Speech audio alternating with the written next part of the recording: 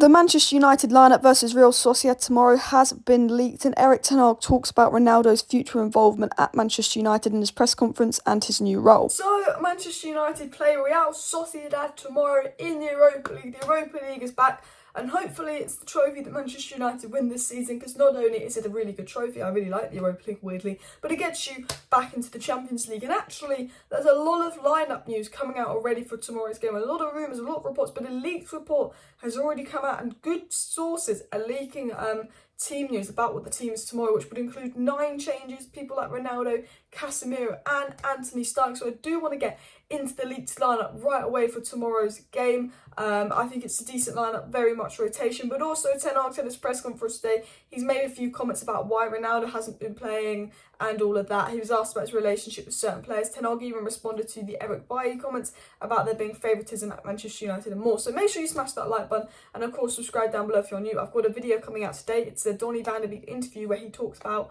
you know, the lack of game time under Ten Hag and how he feels about it. So let's get right into the news. But first of all, guys, this video is sponsored by the OneFootball app. The OneFootball app is my favourite football app. There will be a link in the description, top or second top line in the description to download it. The app is completely free. It keeps you up to date with all the latest football news, transfer news, updates and more. It will update you on the scorelines, on your club news. It will give you the quotes from Ten Hag's press conference. It will give you the Man United news, the general news. Tuchel's been sacked today. Let me know in the comments, what do you make about Thomas Tuchel being sacked? They spent so much money. I think it's so soon. I don't think there's a manager that's going to do much with the players Chelsea have. For me, it's crazy. But OneFootball app, completely free, so easy to use, so easy to download. Video is sponsored by it. Go download it. So a lot of news is coming out about the lineup tomorrow, and let's get right into it. Reportedly, Dubravka will make his Manchester United debut and play and goal. I think that for me, it kind of makes common sense. You know, David De Gea, you know, he's played a lot. We signed a prank for when we're going to play him these kind of games. Right back will be Diego Dalot. Wan-Bissaka's had some fitness issues, but reportedly, you know, Diego Dalot was at the press conference today with Ten Hag, which would confirm Diego Dalot is starting. It was said, though, that Ten Hag wants to give a rest to the likes of Lisandro Martinez, Rafael Varane and Tyrell Malacia this Thursday ahead of United's Premier League trip to Crystal Palace, according to the Disco Mirror on Twitter. So that would confirm to me that it will be Lindelof, Maguire and Luke Shaw. So it will be Ollie's favourite back four, Lindelof, Maguire, Luke Shaw and Wan-Bissaka as the back four. And a lot of people go, oh, that back four's awful, that back four's awful. It's the Europa League, we're resting players. At the end of the day, Ollie has won games with that exact back four. He's won quite a few games. Like, they're not as good as Martinez and Varane and Malacia and Dalot, 100%.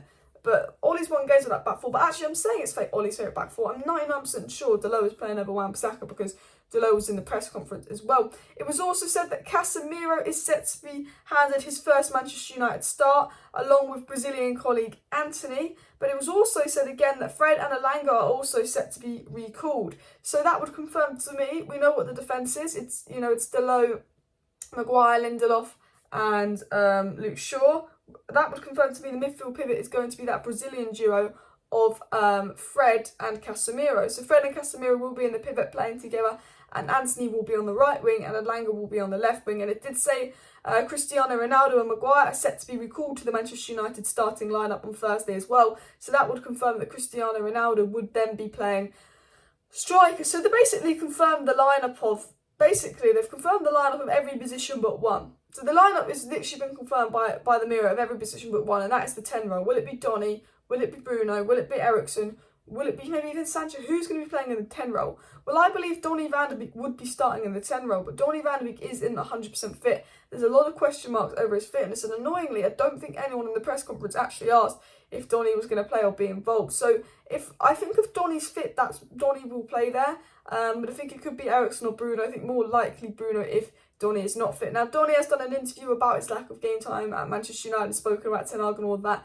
And if there's no breaking news, I will upload that video tonight. So it's a really good interview, and I think, you know, we all want to see more Donny van de Beek, and it's sad that he's not been playing, but I still think we will see a lot of Donny van de Beek under Ten Hag. So that is the reported lineup that I've obviously shown you on the screen, but I do actually want to get into some of the comments Ten Hag made in his press conference regarding certain players. Why is McTominay playing? What Diego Dalot had to say? Martial's injury? Why the new form of Rashford? Why Ronaldo hasn't been starting a lot? I think Ten Hag said some really interesting things in his press conference, so I'm going to quickly dive into what Ten Hag said. So Ten Hag basically said that Martial, he is still out injured, he's progressing, but he's not ready to get back in the team or a training game just yet. Ten Hag was then asked about Marcus Rashford as well, and he said that Marcus Rashford is in his long-term plans, and I don't think he's out of contract. I think United are going to control the situation. Asked about Rashford's contract situation, because I think he's only got a year left.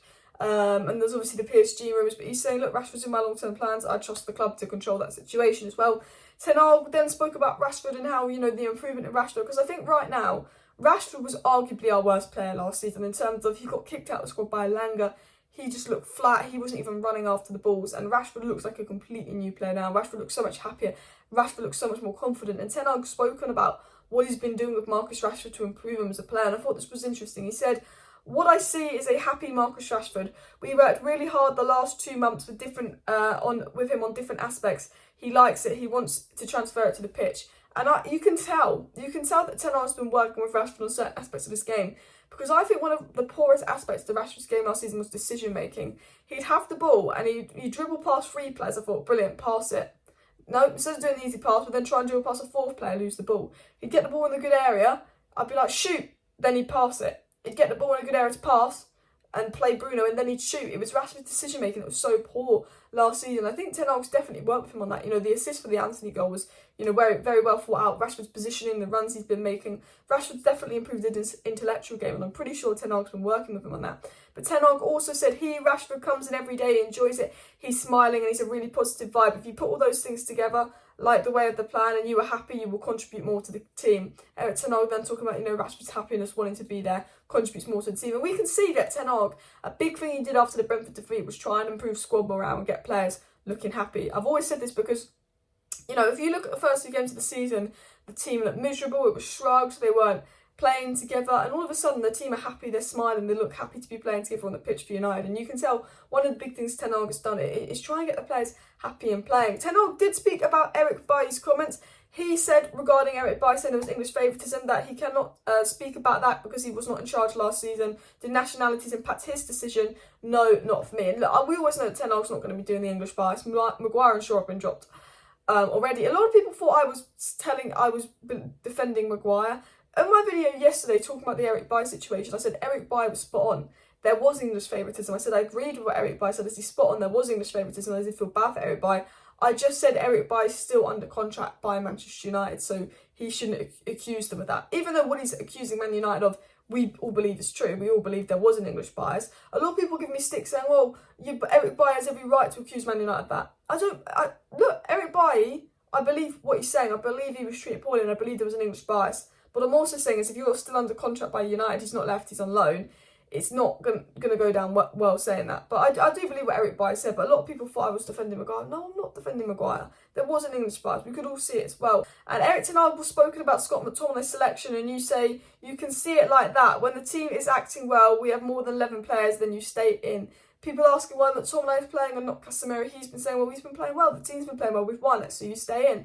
And that sends a message to the rest of the squad. And he was also asked if Ronaldo's ready to start games, and he said he started against Brentford, of course, he can start the majority of games. Ten Hag said Ronaldo's ready to start games, basically hinting that Ronaldo will stay at United. And the last thing actually came out from Todd Boehly saying, not Todd Boehly, from Matteo Moretta, but apparently Todd Boehly was desperate to get Ronaldo at United, and Thomas Tuchel rejected. So, interesting story. Let me know your thoughts on that. Let me know your thoughts on the sacking of Thomas Tuchel. Let me know your thoughts on the Utd Lineup as well. Smash a like, smash the subscribe. Back with a video tonight. If there's any breaking news, will be a bonus video as well. See you then. Bye.